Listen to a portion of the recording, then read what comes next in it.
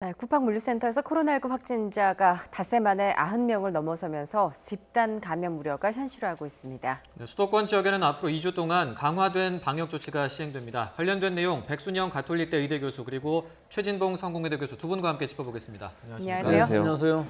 예, 지금 신규 확진자 수가 연이틀 급증을 해서 어제 하루는 79명이나 늘어났다고 합니다. 이게 이제 방역 당국의 안정적 통제 범위가 50명 이내라고 했었는데 어떻습니까? 우려할 만한 수준은 아닐까요?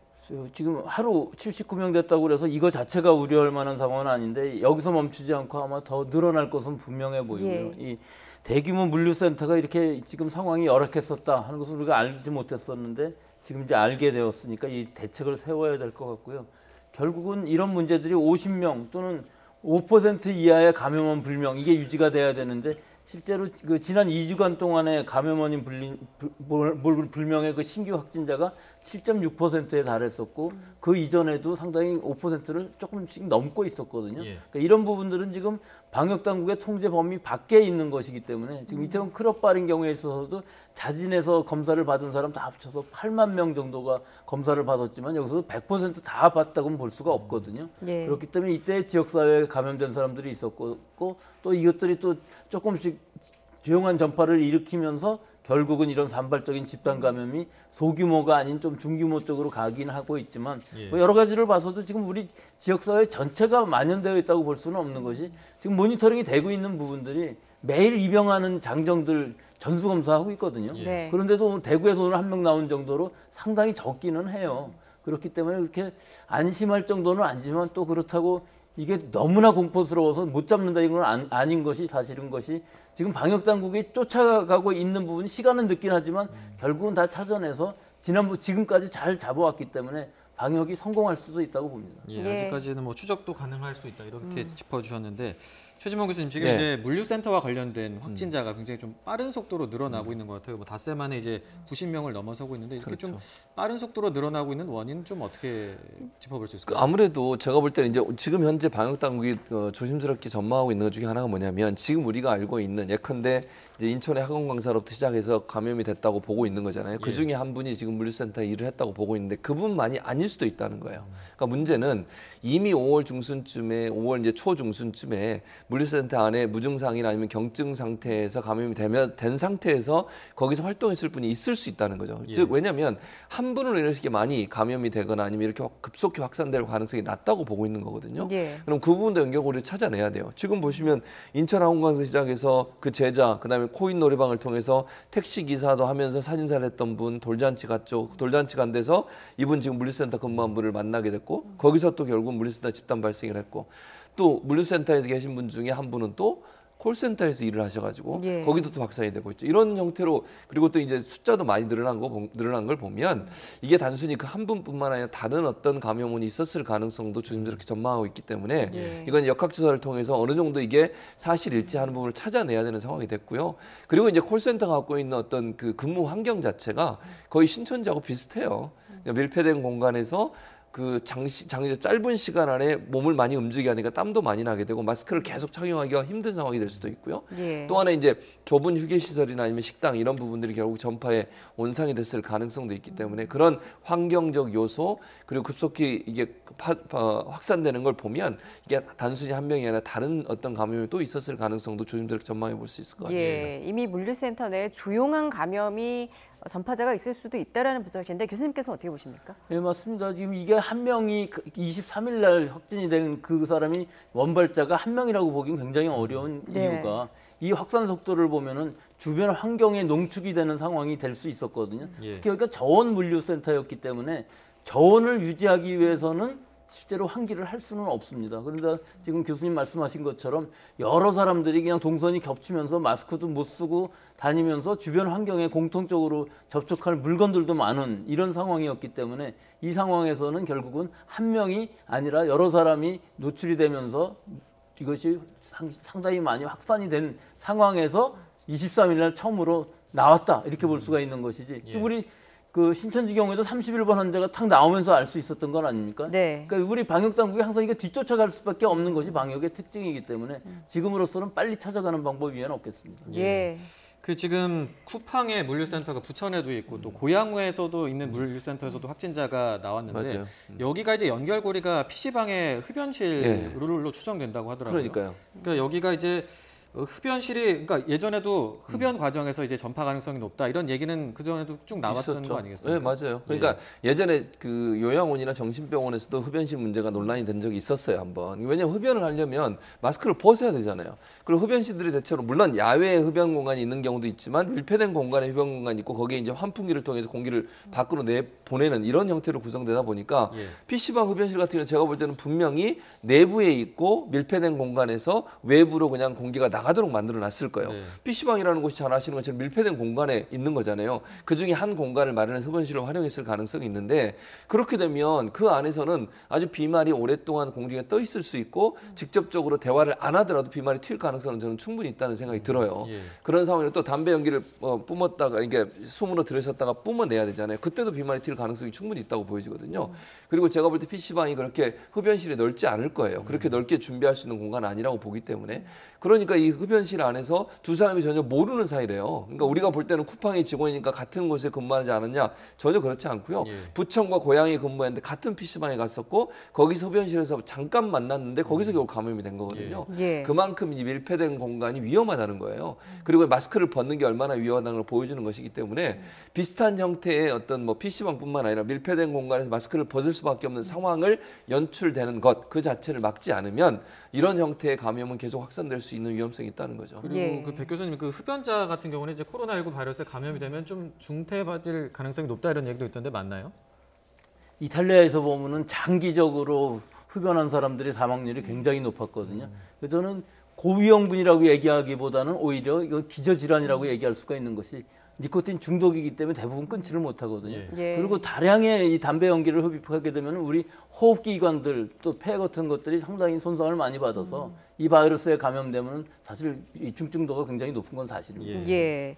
지금 이제 쿠팡 물류센터에서 이렇게 감염이 빠르게 확산하고 있는 이유 가운데 하나가 초동 대처가 너무 늦었다라는 지적이 나오고 있더라고요. 그러니까요. 저는 그래서 사실은 이번에 경기도지사가 좀 더 강하게 압박을 하고 예. 있는데 저는 쿠팡의 그 태도는 이해가 안 돼요. 무슨 말이냐면 처음에 이제 돌잔치 갔다 오신 분이 이상 증상이 있었어요. 그리고 나서 한 10일 정도를 또 돌아다니셨거든요. 예. 그리고 나서 검사를 받고 확진을 받은 게 24일입니다. 23일 날 오는가 그렇죠. 그리고 24일 날 아침에 이 쿠팡 물류센터에 얘기를 해줘요. 방역 당국이 이분이 이렇게 해서 감염자로 이제 확진이 됐다. 그러면 그때부터 문을 닫아야 되는 거 아닙니까? 상식적으로 우리가 생각하면. 예. 그런데 문을 닫지 않고 오후 반으로 출근한 사람들을 일을 하게 만들었어요. 오전 반은 일단 돌아가게 만들고 나서 그리고 오후 이게 3교대로 돌아가거든요. 물류센터가 24시간 가동이 되니까 오전 반, 오후 반, 심야 반이 있는데 보통 이 교대하는 시간에 1시간 정도가 또 겹쳐요. 네. 오전 반과 오후 반이 교대할 때 1시간 겹치고요. 오후 반과 심야 반으로 넘어갈 때 1시간 겹치는데 오후 반 사람들을 불러서 일을 시켰고요. 심지어는 오후 반에 더 많이 참여할 사람을 모집하는 문자까지 보냈어요. 아르바이트생을 더 많이 모집하는. 예. 이게 정말 있을 수 있는 일인가? 지금 현재 어느 기관이든요, 어느 뭐 회사든 기관이든 한 명이라도 확진자 나오면 다 문 닫고 방역하고 그리고 하루 지나고 나서 사람을 다시 들여보내는 거 아니겠습니까? 쿠팡의 태도를 보면 도저히 이해가 갈 수가 없어요. 그리고 오후 반 중에 어떤 증언까지 있냐면 오후에 출근한 사람들을 복도에 다 불렀다는 거예요. 근데 예. 복도가 협소한 곳에 사람들이 다닥다닥 붙어 있었고 네. 일부는 또 마스크를 착용하지 않은 상태도 있었고 거기서 또 얘기를 해준 거예요. 확진자가 나왔다고. 거기서 또 동선 밝혀달라는 거 동선 못 밝힌다고 얘기하고요. 이게 과연 방역의 그 ABC를 지킨 거냐? 제가 볼 때는 정부가 또는 방역 당국이 얘기하는 방역 시스템 자체 또는 방역 지침 자체를 거의 지키지 않았다고 볼 수 있기 때문에 쿠팡의 초동 제처가 제대로 안 됐기 때문에 더 많이 확산되는 요소로 작용했다고 볼 수밖에 없습니다. 예. 그리고 이제 방역 당국이 그 쿠팡 물류센터를 조사한 좀 내용을 좀 들어보면 그 작업장을 검사를 했더니 작업자들이 사용하는 뭐 신발이나 모자 등에서 바이러스가 검출됐다 이렇게 이야기를 하고 있거든요. 먼저 어떤 내용인지 잠시 들어보고 오겠습니다. 들어보시죠. 환경검체와 관련해서 작업하는 모자라든지 또는 작업장에서 신는 신발 이런 것들에서 일단은 그 채취한 검체에서도 코로나19 바이러스가 검출된 것으로 일단 확인을 했기 때문에 그만큼 위생 수칙, 생활 방역의 수칙을 지키는 것이 중요하다는 말씀을 드립니다. 예, 교수님. 그 모자나 뭐 신발 이런 데에서도 바이러스가 검출됐다라는 얘기는 그만큼 그 안에서의 방역 수칙이 제대로 지켜지지 않았다라는 이야기들로 볼 수 있겠네요. 저는 저 방역 당국의 저 발표는 조금 이해가 안 가는 부분이 예. 있는 게 환경 검체를 조사를 한다고 그러면 사실 이런 표면 같은 데들 또 공동으로 다 잡을 수 있는 그런 표면을 스미어라고 그래갖고 이렇게 잡아내서 전달하는 게 일반적이지, 이런 모자라든지 신발 같은 경우는 개인적으로 접촉하지 않는 한 공통적인 접촉 물건은 아니거든요. 즉 다수의 사람들이 접촉할 수 있는 부분이 아니기 때문에 실제로 아마 검사는 많이 했을 겁니다. 이 딱딱하고 매끄러운 표면에서 더 오래 가고 또 실제로 검사하기도 훨씬 더 쉬운 것이지 옷 같은 데 검사하기는 상당히 어려운 부분이 있거든요. 네. 그런데 만약에 신발이나 옷 같은 거를 이제 공용으로 뭐 작업화 같은 거 있잖아요. 그러니까 막 발을 다치는 걸 막기 위한 뭐 두툼한 뭐 작업화라든지 이런 걸 같이 돌렸었다면 이건 좀 위험할 수 있는 건가요? 근데 돌렸었다고 그래서 신발에서부터 감염되긴 상당히 어려운데 환경을 지금 오염시킬 수가 있고 환경에서부터 오염됐다고는 볼 수가 있거든요. 신발. 예. 근데 모자인 경우도 비슷한 것이 모자로부터 감염되기는 내 손을 통하지 않으면 감염이 어렵기 때문에 일반적으로 환경에서 모니터링 한다는 것들은 대부분 이런 표면, 즉 이 물류센터 같은 경우는 물건이 굉장히 많이 움직이고 그렇기 때문에 같이 손 닿는 부분들이 많이 있을 거거든요. 예. 그럴 때 만약에 마스크를 안 쓰고 있었다고 했을 때 환경으로부터도 오염될 확률이 많이 있기 때문에 그런 부분들을 정기적으로 모니터링할 필요가 분명히 있습니다. 예. 그런데 이제 이런 뭐 신발이나 모자 같은 데서도 바이러스 검출됐다는 얘기는 그만큼 그 안에 있는 다수의 직원들이 바이러스를 좀 내뿜었다 이렇게 또 볼 수 있지 않을까요? 뭐 그렇게까지는 좀 너무 예. 비하기 심하긴 한데 어느 정도 있었는지 그 부분들은 잘 모르겠고 지금 보도만 봐서는요. 예. 실제로 이 환자들이 있었다고 그러면 바이러스가 환경 중에 나오는 건 사실이지만 이것이 또 어느 정도 양인지 살아있는지 이거에 대한 결과는 사실 없는 것이거든요. 예. 그러니까 분명히 그 환경 중에 환자들이 상당히 있었다 하는 것을 알 수 있는 것이고 그 환경 중에 바이러스들이 상당히 농축되어서 있기는 했지만 예. 감염력이 얼마나 되는지에 대해서는 다시 더 검사를 해야 될 부분이 있습니다. 네. 알겠습니다. 일단 그 물류센터가 그런데 앞서도 뭐 말씀해 주셨지만 뭐 사람들도 많이 모이는 곳이고 이렇게 좀 감염 위험성이 높은 곳이라고 할 수 있는데 실제로 이제 그 물류센터에서 일을 해보신 분들의 증언을 저희가 또 잠시 들어보고 이야기 계속 이어가 보도록 하겠습니다. 들어보시죠. 오전주가 퇴근을 하면은 오후주가 출근하게 되고 오후주가 출근을 하는 그 중간에 심야주도 같이 들어와서 출근을 하거든요. 내가 여기서 일하고 밥 먹고 다시 돌아오면은 똑같은 작업장인데 다른 사람이 있을 수도 있고. 일단은 물류센터에는 단기 알바라든지 계약직분들이 거의 80~90% 이상을 차지하고 있고 실질적으로 그 계약직분들을 일일이 다 컨트롤하거나 이제 통제를 할 수가 없는 상황이고, 그 물류센터 같은 경우 신선식품을 취급하고 있어서 온도가 낮지 않겠습니까? 그래서 네네. 발열감을 느끼기 어려웠을 것이다 이런 추정도 나오고 있는데 어느 정도 일을 하면은 몸에 열이 나니까 특별히 이렇게 막 진짜 고열이 나지 않는 이상은 몸에 원래 이제 땀이 나고 열이 나니까는 그 정도로 뭐 인식하는 경우가 많은 것 같습니다. 예, 뭐 실제로 사업장 내에서 방역 수칙을 좀 지키기는 어려웠다라는 내부의 증언들이 계속 나오고 있는데 그 안에서 뭐 좀 다닥다닥 붙어서 식사하고 예. 뭐 이런 경우도 굉장히 많았다고 해요. 그렇습니다. 이게 사실은 이 사건, 그러니까 이게 방역 당국에서 조치가 들어가기 전까지는요, 사실 마주보고 식사를 했다는 증언들이 너무너무 많아요. 네. 지금은 그래서 이제 뭐 칸막이 한쪽 방면만 보고 식사를 하게 한다는 이런 조치를 취하고 있는데 네. 그러니까 그 확진자가 나오기 전에 원래 상태는 그냥 앞에 마주보고 한대요. 마주보고 식사도 하고 대화도 하고 이런 상황이 계속됐다고 하고요. 또 식사 시간을 빨리 끝내고 좀 쉬려고 줄을 너무너무 많이 쓴다는 거예요. 줄을 쓰는데 1m를 전혀 지키지 않는다고 지금 증언이 나오고 있거든요. 네. 앞뒤로 다닥다닥 붙어서 사람들이 빨리 밥을 먹고 쉬려고 하다 보니까 공간도 제대로 확보가 안 됐고, 그다음에 식사 시간도 분류를 해서 원래는 해야 되거든요. 직장 같은 경우에 요즘은요, 그 직원들의 식사 시간을 일정 부분 좀 배분을 합니다. 뭐 11시 반, 12시, 12시 반 이런 형태로. 그래서 많은 사람이 몰리지 않도록 이렇게 조치를 하는데 쿠팡 물류센터 같은 경우는 전혀 그런 조치가 취해지지 않았고 예. 많은 사람들이 단기로 아르바이트나 이렇게 와서 일하시는 분들이 많고 예. 이렇게 이제 뭐 짧은 기간 동안 일을 하시는 비정규직이 많다 보니까 조치를 취할 수 있는 상황도 아니래요. 그리고 또 하나 문제가 뭐냐면 쿠팡 물류센터가 이렇게 사람이 많아진 이유 중에 하나가 요즘 이제 전부 배송을 해서 소비를 하잖아요. 네. 사람들이 직접 가지 않고 가게. 그러다 보니까 인력이 많이 필요하게 됐고 단기 아르바이트생들을 너무 많이 뽑는 거예요.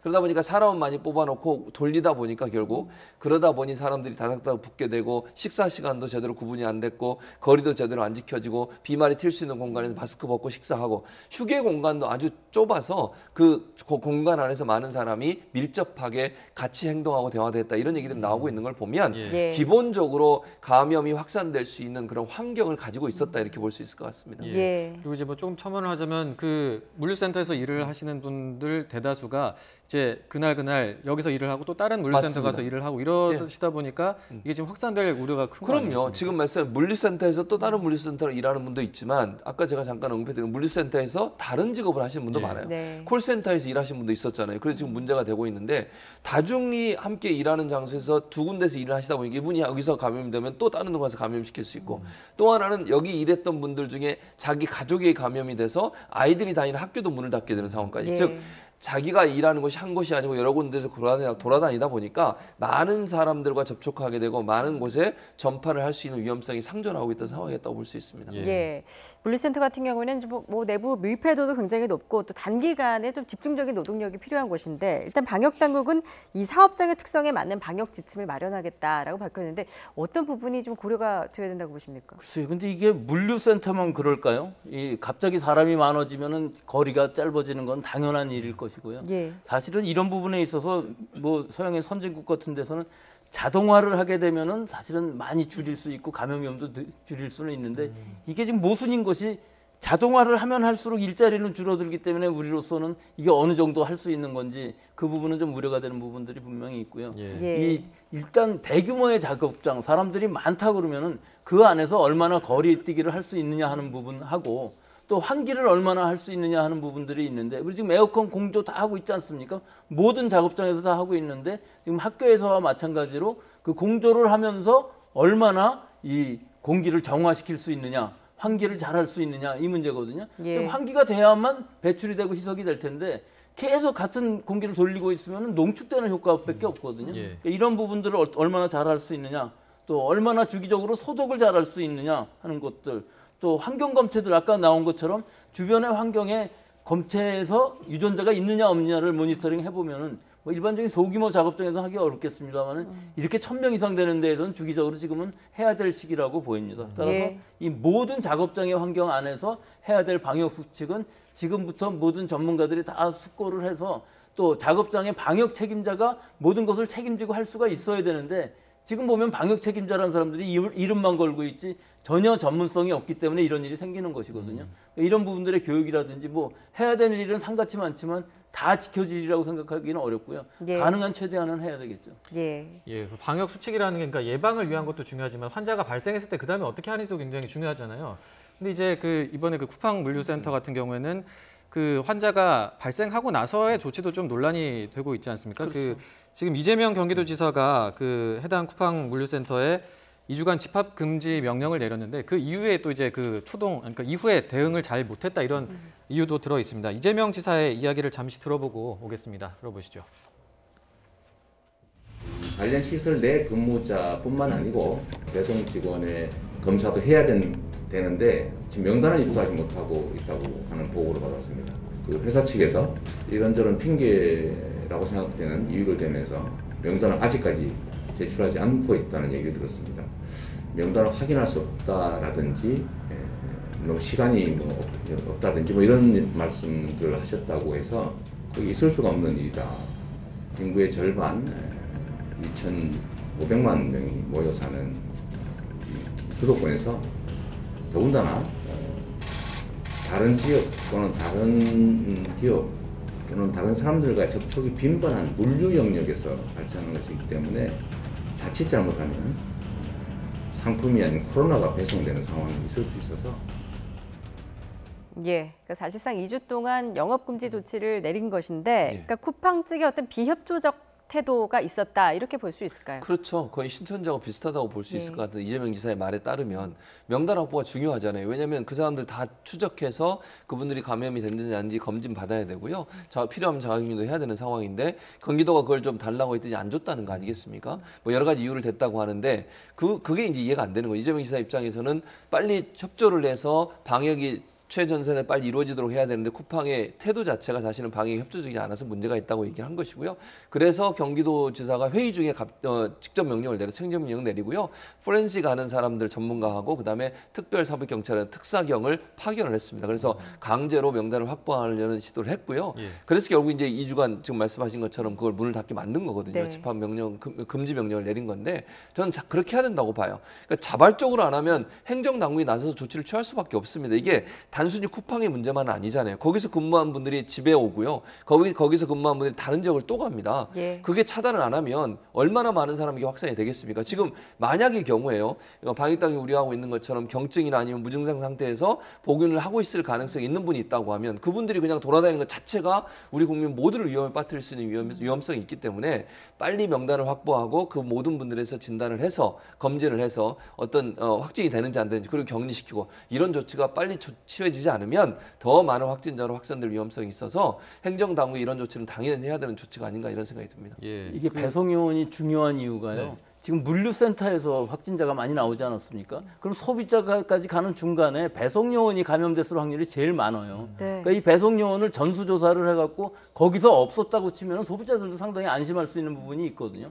그래서 지금 이 배송요원들의 명단을 전부 찾아서 전부 전수조사를 시키고 싶은데 아직까지 그게 안 된다는 얘기 아니겠습니까? 예. 교수님 그러면 앞서 뭐 이재명 지사도 뭐 자칫 상품이 아니라 코로나가 배달될 수 있다 이런 얘기를 했는데 그러니까 지금 소비자분들이 걱정하는 거는 택배를 시켰는데 이 택배를 그냥 뭐 열어봐도 되는 거냐 이런 또 걱정들을 하신다고 하는데 택배를 통해서 감염 뭐 전파될 우려 어떻게 보십니까? 우리가 지금 일반적인 택배라고 그러면 하루는 보통 걸리거든요. 그럼 거의 문제가 없고 그전에 초기에도 중국에서부터 오는 택배는 어떻게 하겠냐 이런 얘기까지 나왔었는데 예. 사실 전 세계적으로 560만이 감염이 되었는데 이 감염 경로는 아직까지 한 건도 없었어요. 예. 없었다는 얘기 실제로 없었다기보다 뭐 보고가 안 된 부분은 분명히 있지만 실제로 지금 이 물류센터인 경우 저온에서 신성식품이기 때문에 새벽에 오거든요. 예. 그러면은 대여섯 시간 만에 올 수도 있어요. 그러면은 바이러스가 표면에 살아남을 수 있다 하는 가능성이 이론적으로는 충분히 있거든요. 예. 네. 그럼 우리 그 투표할 때 그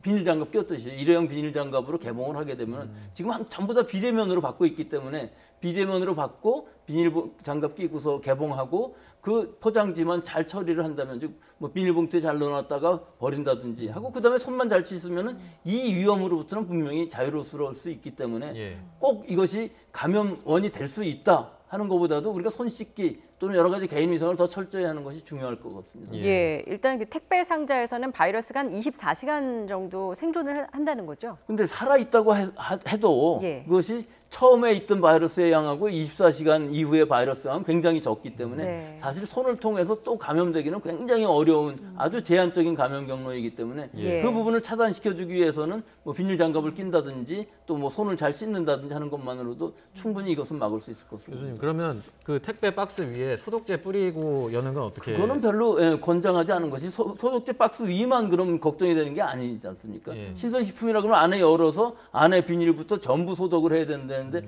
소독제에는 한계가 있어요. 오히려 예.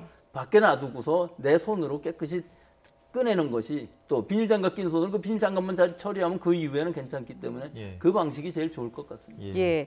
앞서 교수님께서도 지적을 해주셨지만 일단은 지금 쿠팡 측에서 배송요원 좀 명단을 빨리 제출해서 배송요원들의 명단을 빨리 파악하는 게 급선무겠군요. 그렇습니다. 그러니까 배송요원들을 빨리 파악해서 그분들도 검사를 받아야 한다고 예. 저는 봐요. 그렇지 않고서는 배송요원들이 만약 직접 이제 집에까지 가는 거잖아요. 가정에 배달도 하고 그분들이 또 물론 요즘은 이제 접촉 안 하고 받는 경우들이 많긴 하지만 어쨌든 그분들이 직접 집에까지 물건을 배송하고 또 만날 수 있는 사례도 있을 수 있지 않겠습니까? 네. 그럼 이분들이 감염되면 더 위험할 수 있기 때문에 저는 이분들까지 다 검사가 이루어져야 돼요. 그리고 이분들도 사실 어쨌든 물류센터에 가서 물건을 실어 나오기 때문에 거기서 접촉해서 또 감염이 됐을 가능성을 전혀 배제할 수 없는 상황이거든요. 예. 그리고 물론 뭐 다들 잘 지키시더라고요. 대부분은. 그러나 이제 막 계단 뛰어다니고 요즘 날씨도 덥죠. 오늘도 엄청 더웠는데 이런 날씨에는 사실 마스크를 계속 쓰고 있기가 힘들어요. 예. 그런 어려움도 있기 때문에 일단 검진을 해서 혹시나 확진자가 있는지 없는지를 살펴보는 것은 당연히 필요한 조치다 이런 생각이 듭니다. 예. 그 사실 이번에 그 코로나19 사태 이후에 이런 뭐 온라인 배송이라든지 이런 것들이 굉장히 활성화가 됐잖아요. 예. 그래서 이제 앞서 말씀하신 것처럼 그 쿠팡 같은 경우에도 주문량이 늘다 보니까 뭐 단기 아르바이트로 이렇게 그 배송 관련 일을 하는 분들을 많이 모집을 했는데 예.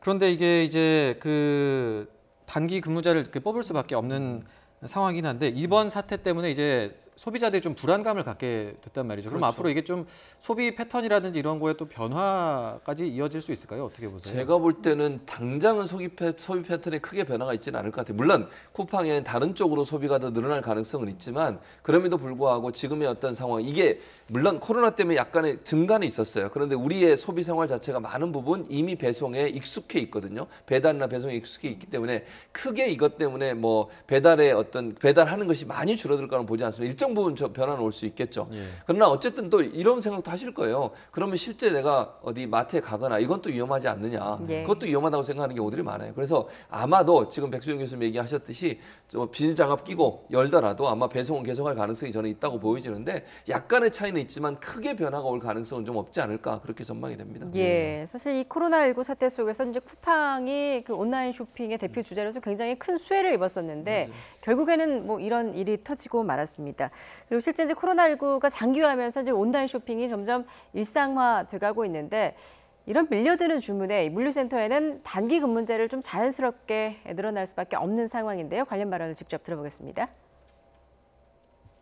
사회적 거리두기 때문에 대면적인 어떤 행위를 갖다가 꺼려하는 문화 때문에 배달이라든지 택배라든지 이런 식으로 이제 자기가 필요한 물건을 취득을 하고 음식을 이렇게 취득을 하는 경우가 많아서 배달 또는 택배 이런 쪽으로는 사람이 이제 더 많이 뽑고 있고 그쪽 업종은 지금 호황을 누리고 있는 걸로 알고 있습니다.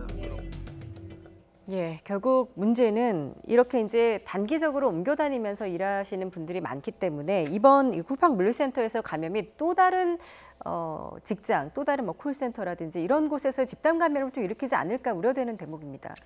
근데 꼭 그렇게 전염이 된다 하고만 볼 수가 없는 것이 지금 이 이태원 클럽발인 경우에 있어서도 학원에 그 학원 강사의 제자가 교회도 갔었고 뭐 콜센터도 있었고 헬스클럽도 있었고 사실은 감염 안 된 상황도 있었거든요. 여기서 우리가 주로 봐야 될 부분은 이 생활 방역이라는 것이 이루어지려면은 이와 같은 방역 수칙을 잘 지키면은 감염되지 않을 수도 있다 하는 부분이 분명히 있기 때문에 모든 것을 다 의심할 것이 아니라 내 개인 위생을 잘 하고 또 이런 전염이 될 수 있는 여러 가지 방역 책임자라든지 이런 부분들 이분들이 전문성을 가지면서 잘만 한다면은 우리가 생활 방역을 할 수가 있지 우리가 바이러스한테 계속 지겠습니까? 그러니까 이런 부분들이 더 중요한 부분이 있을 수가 있기 때문에 뭐 긍정적인 부분, 부정적인 부분 다 있습니다 현재로서. 기본적인 방역 수칙을 잘 지키면 이제 또 막은 사례들도 있으니까 그런 것도 이제 기억을 해야 된다 이런 말씀이시고요. 그런데 어쨌든 뭐 물류센터와 관련된 환자들이 빠르게 늘고 이런 건 사실이다 보니까 이제 방역 당국이 수도권 지역을 대상으로 앞으로 2주 동안은 좀 방역을 강화하기로 했습니다. 그 보건복지부 장관의 발언을 잠시 들어보고 오겠습니다. 들어보시죠. 내일부터 6월 14일까지 약 2주간 수도권의 모든 부문에서 방역관리를 강화하기로 하였습니다. 우선 공공부문의 경우 수도권 지역의 모든 공공다중이용시설의 운영을 6월 14일까지 중단하겠습니다. 수도권 유흥시설의 경우 6월 14일까지 운영을 자제하고 운영을 할 경우 방역수칙을 철저히 준수하도록 행정조치를 취할 것입니다. 또한 학생들의 이용이 많은 학원과 PC방에 대해서도 이용 자제를 권고하고 방역수칙을 엄격히 준수하도록 행정조치를 취할 것입니다. 예. 이번 그 물류센터발 그 집단 감염이 뭐 사실상 이제 콜센터로도 좀 번지지 않았습니까? 부천에서도 나왔고 인천에서도 나왔고 오늘은 또 서울에 있는 그 콜센터에서도 나왔더라고요. 그렇죠. 지금 수도권이 비상이다 보니까 오늘 방역 당국이 좀 앞으로 2주 동안이 감염 확산에 중대한 고비다라고 이런 발표를 했습니다. 그런데 이게 사실상 그 사회적 거리두기로 돌아간 게 아니냐는 또 목소리도 있는데요. 그렇죠. 근데 사회적 거리두기라고 얘기하지 않았어요. 2주 동안 평가해서 만약에 평균 50명 이상이 되면 그러니까 왜냐하면 처음에 사회적 거리두기를 이제 생활 방역으로 바꿀 때 50명 이상이 나오면 그러면 이제 다시 사회적 거리두기로 간다고 그랬는데 지금 이제 70명, 80명이 넘었지 않습니까? 예. 그럼에도 불구하고 다시 사회적 거리두기라는 표현을 안 쓴 것은 2주 동안 평균적으로 50명 이상이 넘는 경우에 한해서 다시 돌아가겠다고 했습니다. 그러다 보니까 이제 권고 수준이 됐어요. 지금 이제 발표한 내용 보면 전부 다 자제를 권고하고 또는 뭐 운영을 권고하고 이 정도 수준이거든요. 강제력은 좀 떨어진 부분이 있습니다. 그러나 이제 사회적 거리두기 정도로 강하게 해야 된다는 저는 방역 당국의 조치라고 생각이 들어요. 예. 중요한 건 이걸 실천하는 이제 업주들인 거잖아요. 결국 유흥업소든 아니면 이제 PC방이나 학원 같은 경우도 본인들이 계속 열겠다고 하면 그걸 막을 수는 없습니다. 지금 법적으로. 다만 방역 수칙을 지키지 않았을 경우에는 감염병 예방법에 따라서 행정적으로 조치를 취할 수 있어요. 벌금을 물린다든지 이런 조치를 할 수 있는 거 아니겠습니까? 예. 그래서 이런 부분에 대한 관리 감독이 저는 철저하게 이루어져야 한다고 봅니다. 자체적으로 그냥 권고만 해놓고 스스로 지키도록 놔둔다고 하는 것은 저는 뭐 실천 가능성이 좀 낮아질 수 있기 때문에 행정당국이나 방역당국이 지속적으로 가서 확인하고 제대로 안 되는 곳에 바로바로 행정 조치를 취하지 않는다고 하면 참여율이 떨어질 수밖에 없다는 거예요. 예. 그러니까 왜냐하면 사업하시는 분들이나 이제 이렇게 운영하시는 분들 입장에서는 본인들의 경제적 손실을 많이 이제 생각하실 수밖에 없는 거 아니겠어요? 그런 방역 수칙을 느슨하게 할 가능성이 있기 때문에 지속적으로 관리 감독을 해야만 지금의 이 목표가 달성될 수 있지 않을까 이런 생각이 듭니다. 네. 백순영 교수님, 그 지금 이번에 이제 수도권을 대상으로 하는 이 조치, 교수님은 좀 이 정도면 충분하다고 보십니까? 어떻게 보세요? 글쎄요, 모든 게 다 지나치리만큼 해야 되는데 지금 그 정도까지는 못 하고 있는 상황이거든요. 예. 즉 생활 방역에서 지금 뭐 강력한 거리두기, 사회적 거리두기 이렇게 갈 수 있느냐 하면은 사실은 실제적으로는 가는 게 별로 의미가 없습니다. 즉 이렇게 완화한다는 의미는 굉장히 쉬운데 더 강력하게 하는 건 돌아가기가 어렵거든요. 예. 그러니까 이러면 그냥 생활방역이라고 하더라도 지금까지 하는 것처럼 이렇게 권고하고 지금 결국은 백신 맞은 거랑 비슷한 상황이에요. 이런 것들을 함으로 해서 지금 구로 콜센터인 경우에 있어서도 우리 콜센터가 많이 좋아졌고 물류센터도 이렇게 될 것이고 즉 모든 사람들의 해이해졌던 마음이 다시 강력하게 이걸 해야 되겠구나 하는 생각이 다시 들 것이기 때문에 예. 이 명분보다도 뭐 상황이 나빠지면 돌아가야 되겠죠. 하지만 지금은 생활방역은 유지하면서 수도권만 이렇게 강력하게 좀 하겠다는 얘기니까 지금으로서는 적절한 조치라고 할 수는 있는데 문제는 이제 학교가 개학했다는 것이 또 다른 변수가 될 수는 있겠죠. 예, 말씀하셨듯이 지금 학교가 지금 2차 등교 계약까지 왔는데 지금 전국에서 838개 학교가 지금 등교가 중지가 됐습니다. 예, 그리고 그렇습니다. 실제로 이 부천 물류센터에서도 어머니가 확진을 받아서 그 중학생이 또 확진 판정을 받는 사례가 그렇습니다. 있었거든요. 예. 그래서 부모님들이 지금 굉장히 지금 걱정되는 상황인데, 당연히 걱정이죠. 예, 지금 등교 이대로 가도 괜찮을까요? 그러니까 지금 현재 상황에서는 아마 이제 오늘도 교육부 장관하고 수도권에 있는 교육감들하고 회의를 한 걸로 알려지고 있습니다. 예. 그러면서 일단 현재 상황을 그대로 가는 걸로 하되 조치는 일단 뭐 문제가 발생하는 학교들 같은 경우는 당장 원격 수업으로 반드시 돌아간다. 예컨대 그런 원칙을 세운 것 같습니다. 그러나 전체적으로 학교 전체가 지금 등교 계약을 모든 걸 다 다시 되돌려서 원격 수업으로 돌아가지는 않는 것 같습니다. 네. 아마도 이제 백승훈 교수님 말씀처럼 기본적으로 푸는 건 좀 쉬운데 이걸 다시 돌아가는 거는 상당히 부담이 될 수밖에 없어요. 그러면 또 다시 이렇게 또 완화된 상황으로 가기가 또 어려워질 수 있거든요. 그래서 아마 제가 볼 때는 이게 최대한 방역을 잘 해서 이 부분이 빠른 시간 안에 좀 잡힐 수 있도록 하는 쪽으로 조치를 취할 것 같고 지금 상황에서 우려가 되는 것은 이렇습니다. 신도림 중학교 1학년 학생이 확진 판정 받았잖아요. 어머님 때문에. 예. 근데 이런 사례가 더 늘어날 수 있다는 거예요. 지금 물류센터나 아니면 뭐 콜센터 이런 지역에서 완전히 모든 게 다 끝났다고 보기 어렵잖아요. 지금. 거기서 만약에 누군가 확진됐는데 그분의 가족이 학생이면 그분의 또 모르고 경증이나 아니면 무증상 상태에서 증상이 나오지 않는 상태에서 집에서 생활하다가 충분히 감염을 일으킬 가능성이 있거든요. 예. 그럼 그 학교 전체가 또 문을 닫아야 돼요. 이런 상황이 되다 보니까 아직 위험성은 상존해 있다고 저는 봅니다. 지금 상황에서 학교가 안전하다고 얘기할 수 있는 상황은 아니고 다만 중요한 건 그러면 학교에서 방역을 얼마나 철저히 하느냐의 문제라고 저는 봐요. 지금 학교에서도 논란이 되고 있는 것 중에 하나가 가장 비근한 예는 화장실에서 양치할 때 문제가 된다고 계속 논란이 되고 있지 않습니까? 예. 그러니까 예를 들면 복도에서는 어느 정도 거리 지키기도 하고 교실 안에서 어느 정도 하지만 아이들이 밥 먹고 양치하러 가서는 그 화장실 안에 함께 모여서 뭐 양치도 하고 그러면 또 마스크는 당연히 벗는 거고요. 네. 그다음에 비말이 튈 가능성이 있고 거기서 대화하는 경우도 많고요. 이러다 보니까 그게 또 사각지대가 되고 보건 선생님들이 부족해서 논란이 되고 있는 경우도 많기 때문에 제가 볼 때는 학교 당국이 좀 더 방역 체계를 잘 지킬 수 있도록 하는 시스템을 또 마련하고 또 인력이 필요하면 인력도 지원할 필요가 있다. 그렇지 않으면 사실 학교에서 확산될 위험성은 점점 더 커지고 있는 상황이라고 볼 수 있겠죠. 예. 예. 등교 수업과 관련해서 백 교수님은 어떤 부분이 가장 좀 중요하고 중점을 둬야 된다고 생각하세요? 예, 저는 그 고3 이외의 학년들은 좀 더 보고서 개학을 하는 게 맞다고 생각을 했는데 예. 지금 일단 등교 개학을 했고 다음 주가 되면은 전원이 다 계약을 하게 돼, 등교 계약을 하게 되거든요.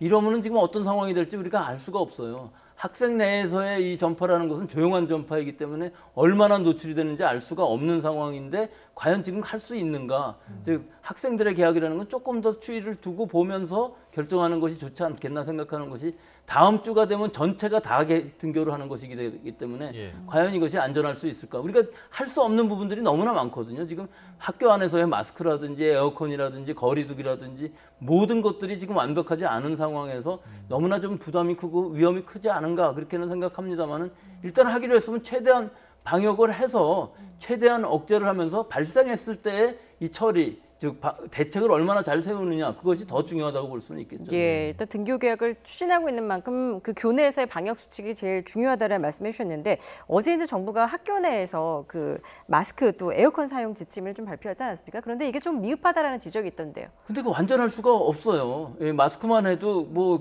KF 마스크 쓰면 좋겠지만 하루 종일 쓰고 있으면서 또 몸이 약한 아이들, 호흡기에 좀 뭐 여러 가지 이 증상이 있는 학생들, 이런 아이들, 알러지성 비염 같은 거 있는 아이들, 뭐 천식 기운 좀 있는 아이들, 이런 아이들은 이 산소 호흡이 부족해지면서 굉장히 나빠질 수도 있는 상황이기 때문에 꼭 KF 보건 마스크를 주장할 수도 없고 그렇다고 항상 또 이 일반적인 면 마스크만 쓰라고 할 수도 없고 또 이 플라스틱에 알러지 있는 학생들도 계속 있을 수가 있거든요. 오랫동안 하면은 이 마스크 문제뿐만 아니라 이 공조도 마찬가지입니다. 에어컨을 켰을 때 그럼 어떤 마스크를 얼마나 끼고 있어야 되냐, 환기를 할 수 있느냐 이게 다 모순되는 서로 배치되는 상황이거든요. 환기를 하면서 지금 에어컨디션을 틀 수도 없고 또 그러다 다 닫아놓고 2시간에 한번 환기한다고 그래갖고 그 공기 흐름이 지금 없어지는 건 아니거든요.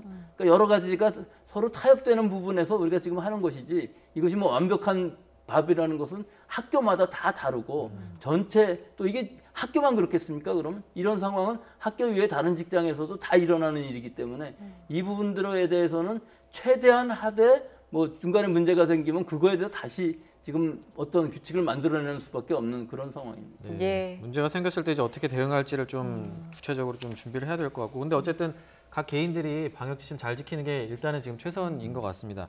그 관련해서 그 구강 청결제가 좀 뭐 바이러스를 억제할 수도 있다, 뭐 이런 연구 결과가 나왔다고 하던데 어떤 내용이에요? 이게 어떤 내용이냐면 사실 영국의 이제 카디프대라는 곳에서 일단 연구 결과를 냈고요. 이걸 이제 우리나라 연구진도 여기에 이제 함께 의견을 함께 했어요. 근데 이건 이론상 그렇습니다. 이론상 그런 거 임상은 아직 끝나지 않은 상태고요. 거기서 밝힌 내용을 보면 이론상으로는 가능하다고 주장을 하고 있고 임상이 만약에 돼서 효과가 있다고 판단되면 이걸 이제 백신이 나오기 전까지 함께 마스크와 함께 사용할 수 있는 방법이다라고 얘기를 하고 있는데요. 이게 이렇습니다. 글로르헥스틴이라는 성분의 구강청결제를 가글을 하게 되면 2시간 이내 짧은 기간 동안 코로나19 바이러스량이 감소한다고 얘기를 하는데 원리는 이거예요. 구강 세정제가 하는 역할이 뭐냐면 이게 이제 그 코로나19 바이러스가 외피를 막는 껍질 안에 포함되어 있다고 합니다. 이분들의 발표에 따르면. 근데 이걸 가글을 하게 되면 그 껍질을 파괴를 시킨대요. 그래서 이제 그게 움직이고 전달되는 걸 끊어준다는 거죠. 그러니까 손을 씻는 것도 그런 개념이라고 지금 설명을 하시는 것 같은데 소위 지질막이라고 하는 것을 손상을 시켜서 바이러스가 온전한 형태로 움직이고 옮겨지는 것을 깨트려서 바이러스가 퍼져나가게 나오면서 우리가 손을 씻게 되면 그 지질막 감싸고 있는 껍질을 파괴하는 성능이라고 하는데 그 성과를 이용해서 어느 정도까지는 막을 수 있다. 근데 막는다고 하는 게 치료제는 절대로 아닙니다. 그러니까 일정 부분 2시간 정도까지 예방을 하고 감소는 시켜줄 수 있다. 이 정도로 지금 발표가 되고 있는 상황입니다. 교수님 어떻습니까? 실제 구강 청결제가 좀 바이러스 억제에 도움이 되나요? 아주 잘 설명을 해주셨는데요. 이 바이러스라는 것이 껍질이 있는 바이러스예요. 이 코로나19라는 바이러스는. 근데 껍질이 있으면은 훨씬 더 강할 것 같지 않습니까? 근데 거꾸로입니다. 껍질이 있는 바이러스는 지질층이라는 게 있어갖고 이런 살균제 같은 화학요법에 약해요. 그래서 알코올에 의해서 죽는다기보다는 감염력이 없어지는 것이거든요. 이 껍질이 없어지게 되면 없어진다기보다는 변질이 되게 되는 것이죠. 근데 이 구강청결제라는 의미는 뭐냐 하면 결국은 살균제지만 우리 몸에 닿았을 때 독성이 거의 없다는 뜻이에요. 그래서 알코올이 많이 들어가 있는 구강청결제도 많이 있습니다. 근데 여기에 한계는 뭐냐면 치료제가 될 수가 없는 것이 실험실상에서 해보면 분명히 살균력은 있어요. 하지만 우리 호흡기를 다 이 구강청결제로 소독을 할 수는 없는 상황이거든요. 그 가글을 한다고 해도 우리 입 주변에 있는 목까지만 살균이 될 수 있는 것이지 또 그 시간도 길지 않습니다. 따라서 이것을 가지고서 이 예방 효과를 얻을 수 있다 하는 것은 굉장히 제한적이라고 볼 수 있죠. 교수님, 그 알코올하고 살균 얘기하셔서 그런데 혹시나 뭐 술도 뭐 효과가 있는 거 아니야 이렇게 또 궁금하실 분들 있을 것 당연히 같은데 있죠. 효과가 근데 있어요? 효과가 있으려면 70% 정도 알코올이 돼야 되는데 70% 알코올을 살균이 될 정도로 마시면 사람은 죽습니다. 그렇죠. 예, 그렇군요. 자, 코로나19 뭐 좀 잦아드는가 했더니 다시 확산하는 추세인데요. 생활 속의 개인 방역이 더더욱 중요한 때가 아닌가 싶습니다. 지금까지 백순영 가톨릭대 의대 교수, 최진봉 성공회대 교수와 함께했습니다. 잘 들었습니다. 고맙습니다.